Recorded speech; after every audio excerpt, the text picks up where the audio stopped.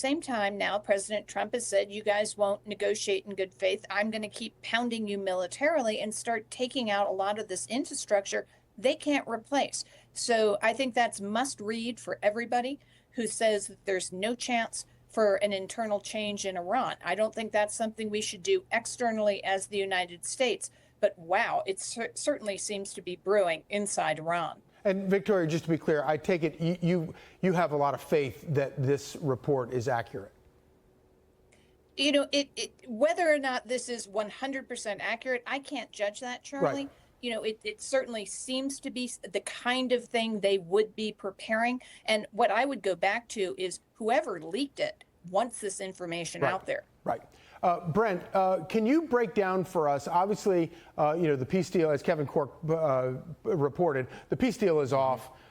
It's hot again. Can you tell us about what these latest strikes have accomplished? Yeah, absolutely. And it certainly appears that the tempo is picking up. And I think we're not going to see a return to what, the previous weeks where the attacks would be paused to allow negotiation or talks to start. I don't think we're going to return to that. The bombing will continue and negotiations can pick up in parallel if they're going to bear any fruit.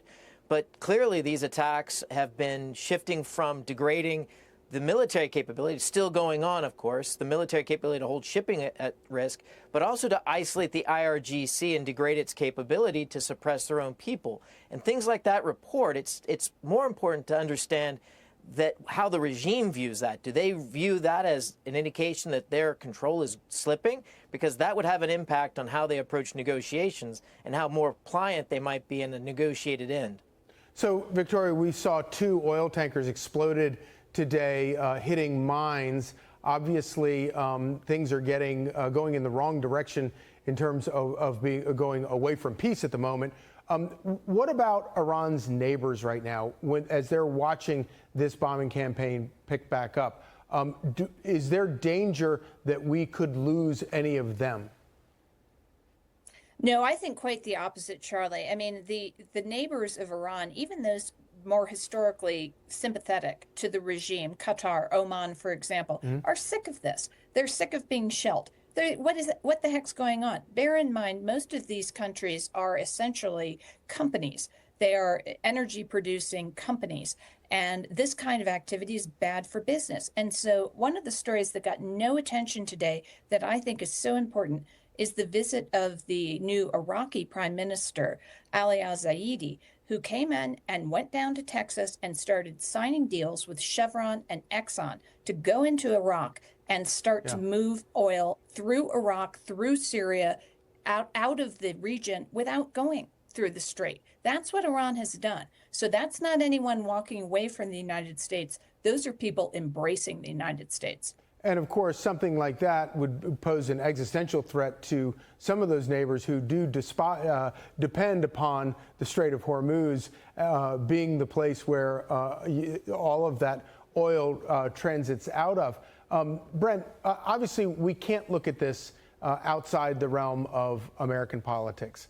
The war is not a popular war. People don't want to see this going on. I think that people want to see gas prices going down instead of going up. What are the calculations that are going on behind the scenes, perhaps? Apparently, President Trump is absolutely intent upon finishing the job at this point.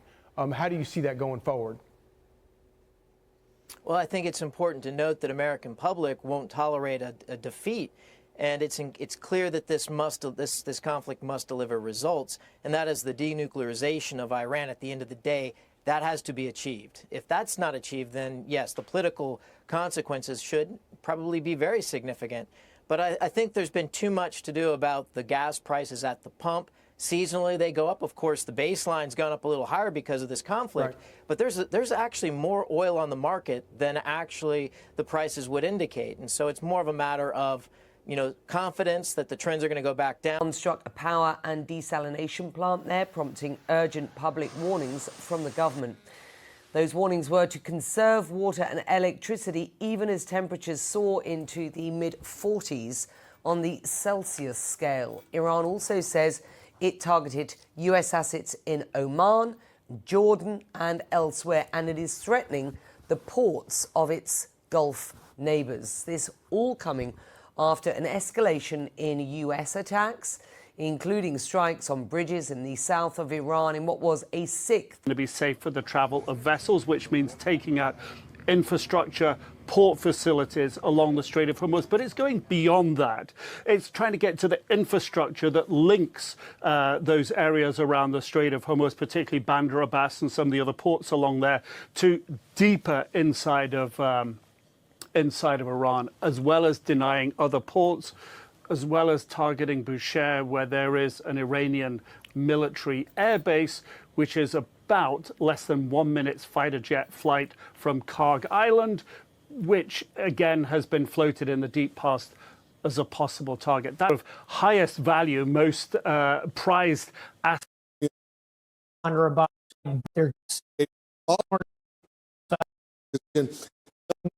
It does show the Iranians are increasing their ability to go after their neighbors. That ought to concern us, because if they start going after Gulf oil and gas infrastructure, that'll have big economic downside for the Western economies as well.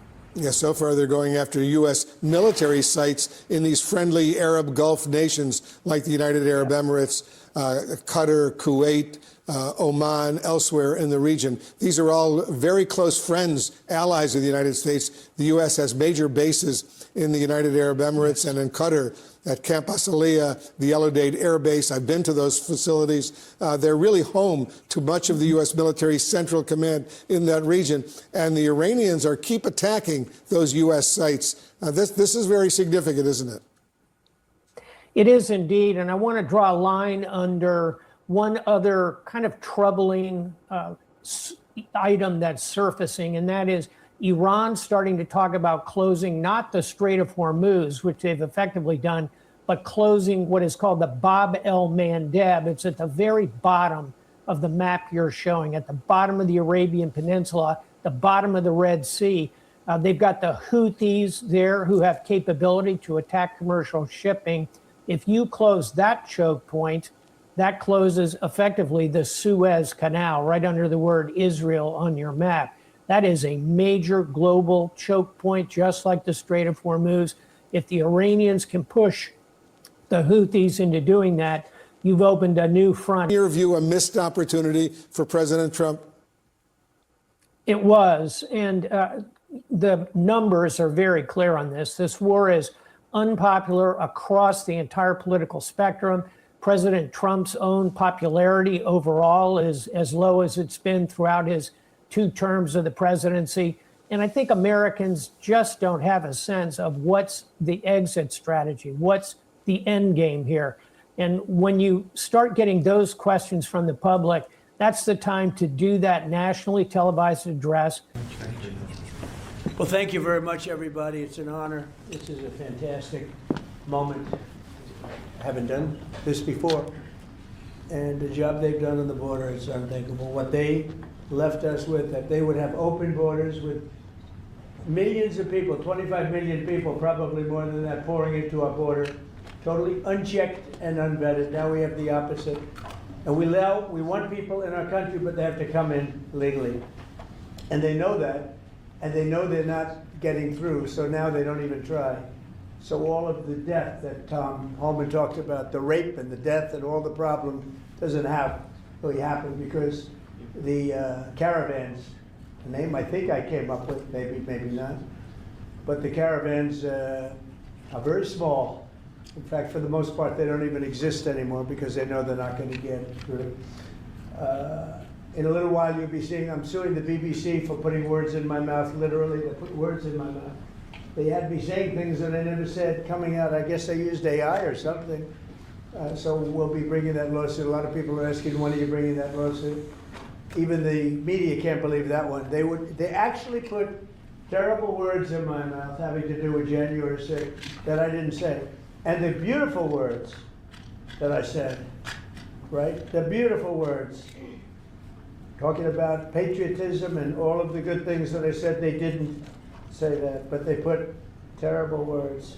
They actually have me speaking with words that I never said. and they got caught. Because I believe somebody at BBC said, this is so bad, it has to be reported. That's called fake news.